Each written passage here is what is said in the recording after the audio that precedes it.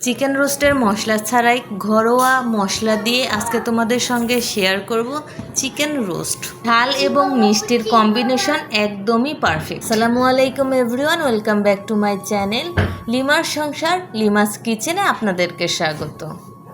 Roast মানেই কিন্তু মিষ্টি জাতীয় একটা খাবার, আর এটা কিন্তু পোলাওয়ের সাথে খেতে অনেক মজাদার। তো আজকে তোমাদের সঙ্গে দেখাবো যে ঝাল এবং মিষ্টির কম্বিনেশন কেমন রেখে তোমরা এই রেসিপিটা খেতে পারবা।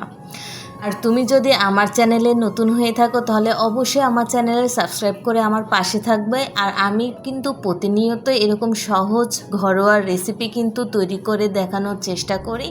তো যদি এরকম ভিডিও পেতে চাও তাহলে নোটিফিকেশনটা অন রাখবে। আর এই ভিডিওটা যদি ভালো লেগে থাকে অবশ্যই লাইক করবে এবং কমেন্টে জানাবে যে তোমাদের কাছে এই রেসিপিটা কেমন লেগেছে। কথা না বাড়িয়ে চলো রেসিপিটা শুরু করা যাক। তো প্রথমে আমি রোস্টের জন্য একটা পেঁয়াজ বেরেস্তা করে উঠিয়ে নিচ্ছি। আর বেরেস্তার পেঁয়াজে কিন্তু একটু লবণ দিতে হবে, তাহলে বেরেস্তাটা কিন্তু খেতে ভালো লাগবে। সেই তেলে এখন দিয়ে দিব লেবু এবং হলুদ আর লবণ দিয়ে ম্যারিনেট করে রাখা চিকেনগুলো। আর চিকেনগুলো কিন্তু আধা ঘন্টার জন্য ম্যারিনেট করে আমি রেখে দিয়েছিলাম। আর লেবুর যে রস আমি দিয়েছিলাম সেটা কিন্তু বুঝে শুনে দিতে হবে। একটা লেবুর 3 ভাগের 1 ভাগ দিতে হবে, কারণ লেবুর যদি পরিমাণ বেশি হয়ে যায় চিকেনগুলো কিন্তু খেতে টক টক লাগবে, খেতে কিন্তু ভালো লাগবে না। সেজন্য যত অল্প পরিমাণে দেওয়া যায় ততই ভালো। আর চিকেনগুলো কিন্তু আমি কিছুক্ষণ পর পর এপাট ওপাট করে ভেজে নিচ্ছি, 2 পাশে লাল করে ভেজেই তুলে নিব। এখন একটা কড়াই দিয়ে দিচ্ছি প্রচুর পরিমাণে সয়াবিন তেল, 3টা দারচিনি, একটা সাদা এলাচ আর একটা কালো এলাচ ভেজে নিব। একটা গোটা তেজপাতা চিড়ে দিয়ে দিচ্ছি। আর এগুলো যখন গন্ধটা বের হয়ে আসবে মশলার, তখনই দিয়ে দিব 4টা পেঁয়াজের কুচি। পেঁয়াজগুলোকে এখন আমি ভালোভাবে বাদামি করে ভেজে নিব। এখন দিয়ে দিব বাটা মশলা। এখানে আমি প্রথমে দিয়ে দিব বাটা মশলা জিরা বাটা 2 চামচের মতো, আর দিয়ে দিচ্ছি 4 চামচের মতো পেঁয়াজ বাটা, রসুন বাটা আর আদা বাটার পেস্ট। এগুলোকে 2 মিনিটের মতো একটু ভেজে নিব, যাতে রসুনের উগ্র একটা গন্ধ যাতে না থাকে। 2 মিনিট পরে সামান্য একটু পানি দিয়ে দিব গুঁড়ো মশলা। তো এখানে দিয়ে দিচ্ছি 1 চামচের মতো হলুদ গুঁড়ো, দিয়ে দিচ্ছি 1 চামচের মতো শুকনো মরিচের গুঁড়ো আর 1 চামচ ধনে গুঁড়ো। এটাকে এখন কষে নিব। যে পর্যায়ে আমার মশলা থেকে উপরে তেল ভেসে আসবে এবং পানিগুলো সম্পূর্ণ শুকিয়ে যাবে, সে পর্যায়ে দিয়ে দিচ্ছি চেরা কয়েকটা কাঁচামরিচ, যাতে ঝাল ঝাল একটু রোস্ট হয়। আর দিয়ে দিচ্ছি বাদাম বাটা। এখানে আমি 4 চামচের মতো বাদাম বেটে নিয়েছি। দিয়ে দিচ্ছি কিছুটা পরিমাণে টক দই। আর টক দইটা কিন্তু ভালোভাবে ফেটিয়ে নিতে হবে। আর এটাকে এখন আমি কষিয়ে নিব কিছুক্ষণ। আর এটাকে ঘন ঘন নাড়াচাড়া করে নিতে হবে, যাতে কড়াইয়ে লেগে না যায়।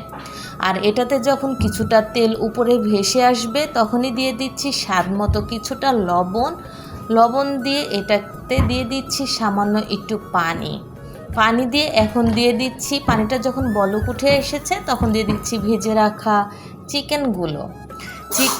চিকেনগুলো দিয়ে এটাকে আমি কিছুক্ষণ কষিয়ে নিব।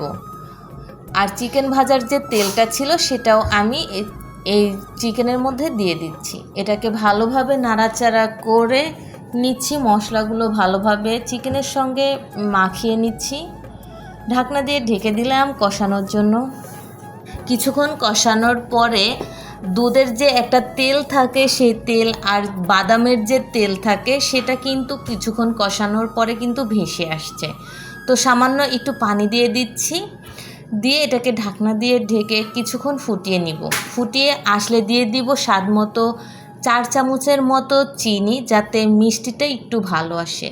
আর দিয়ে দিচ্ছি গুঁড়ো দুধের পরিমাণটা আমি 2 চামচের মতো দিয়ে দিলাম। দিয়ে এটাকে নাড়াচাড়া করে নিব।